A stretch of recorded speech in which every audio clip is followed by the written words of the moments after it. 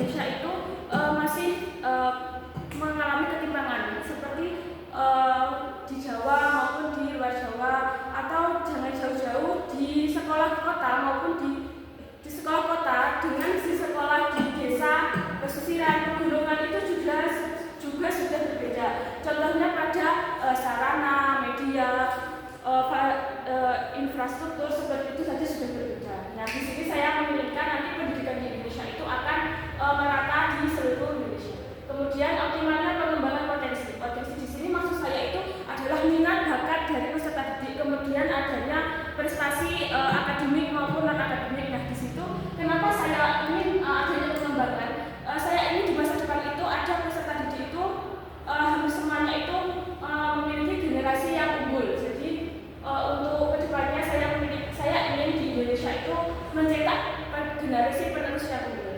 Selanjutnya yang ketiga, karakter peserta didik yang kuat. Karakter peserta didik di sini maksud saya itu budi pekerti, akhlak dengan kebudayaan yang mengakar pada diri peserta didik. Selanjutnya, hal ini selarasi dengan visi untuk pendidikan. Visi sebagai guru saya yakni berkomitmen untuk terus mengabdi kepada pendidikan, mengembangkan potensi dan kemampuan peserta didik beserta karakter dan budayanya, serta memberikan lingkungan belajar yang aman dan nyaman. Mengapa harus memberikan lingkungan belajar yang aman dan nyaman? Karena itu sangat penting untuk peserta didik merasa kenyamanan, tanpa rasa khawatir, tanpa rasa tekanan itu di kelas. Bagaimana sebagai guru kita harus melakukan hal tersebut, yaitu dengan mengamati, memahami latar belakang peserta didik itu masing-masing bagaimana. Di sini latar belakang itu terdiri dari ras, suku, agama, perekonomian dan masih banyak lagi. Bagaimana langkah untuk mencapai hal tersebut? Yang pertama, saya mengembangkan diri melalui kegiatan pelatihan.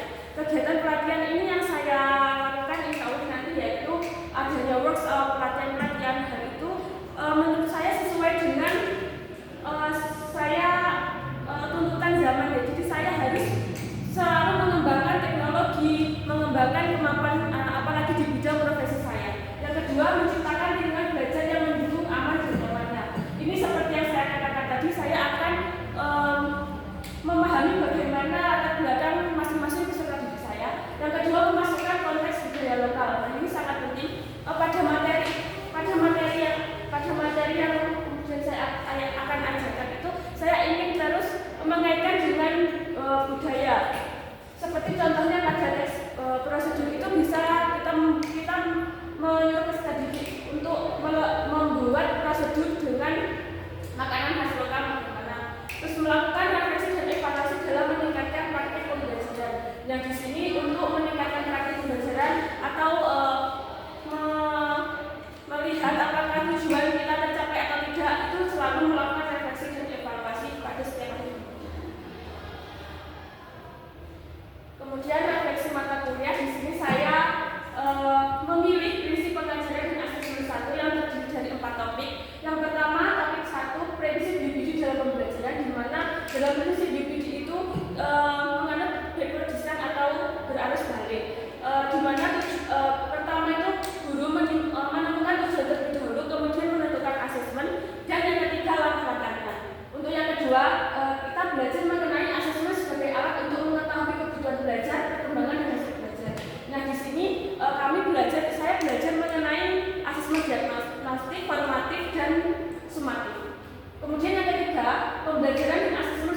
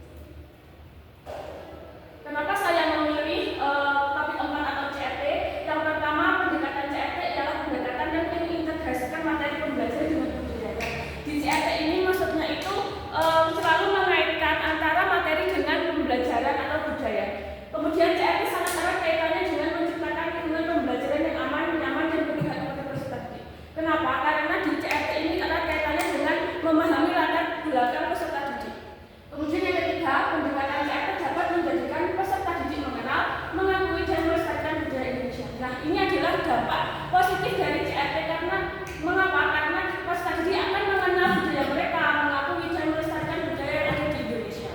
Keempat, pendekatan CRT dapat menghubungkan konteks budaya maupun pengalaman hidup dengan pembelajaran. Nah, di CRT itu tidak hanya budaya saja, tapi kaitannya erat dengan kehidupan peserta didik sehari-hari. Apa yang peserta didik alami atau kunjungi itu sudah termasuk CRT. Ini adalah desain inovasi pembelajaran saya, yakni menggunakan pendekatan terapi responsif teaching pada mata pelajaran bahasa Indonesia dengan materi teks puisi. Di sini maksud saya itu teks puisi akan saya kaitkan dengan budaya setempat.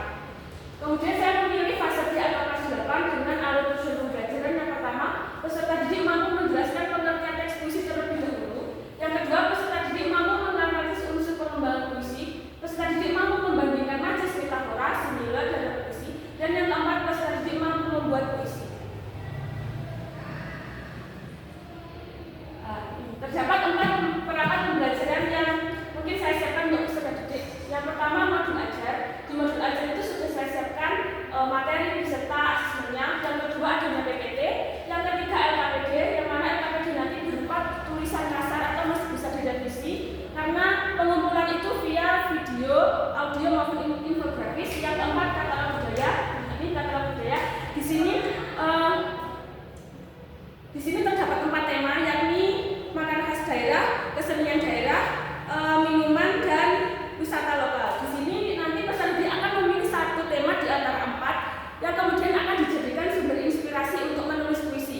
Nah, nanti peserta didik boleh tidak menggunakan salah satu contoh ini apabila peserta didik itu berasal dari luar daerah, misalnya dari Bali. Nah, nanti peserta didik akan boleh membuat inspirasi itu misalnya saat ini dari Bali atau bagaimana. Kemudian apabila peserta didik mau mencari sumber inspirasi dari sini itu juga sangat mudah. Saya membuat katalog budaya ini tidak hanya untuk media saja, tetapi memancing peserta didik untuk membaca mengenai budaya-budaya setempat di sini. Nah, di sini ada contohnya sate dari Madura dan pecel, bantengan dari Malang seperti itu. Nanti peserta didik akan menyadari bahwa lingkungan budaya mereka itu sangat kaya. Selanjutnya, ini adalah inti dari langkah pembelajaran tentang desain inovasi saya. Yang pertama, peserta didik memilih tema puisi dari katalog budaya yang sudah disediakan oleh guru. Nah, nanti peserta didik akan memilih salah satu ini. Peserta didik menulis puisi sesuai dengan katalog kebudayaan yang telah dipilih dan disesuaikan dengan kebudayaan lokal mereka pada LKPD yang sudah disediakan. Nah, itu yang sudah saya katakan tadi bahwa peserta didik boleh menyesuaikan dengan budaya mereka dan kehidupan sehari-hari mereka. Yang terakhir, peserta didik dibebaskan untuk mengumpulkan puisi dalam bentuk infografis, rekaman audio maupun rekaman video sesuai dengan minat peserta didik. Nah, selanjutnya refleksi TPD. Saya menyadari untuk menjadi guru profesional maka saya harus yang pertama guru yang tidak hanya mengajarkan materi untuk memenuhi kebutuhan akademis saja, akan tapi juga mendidik anak pesertanya.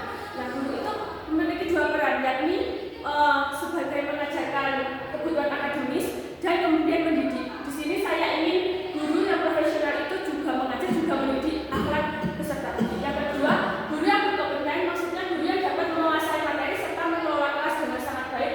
Maksudnya di sini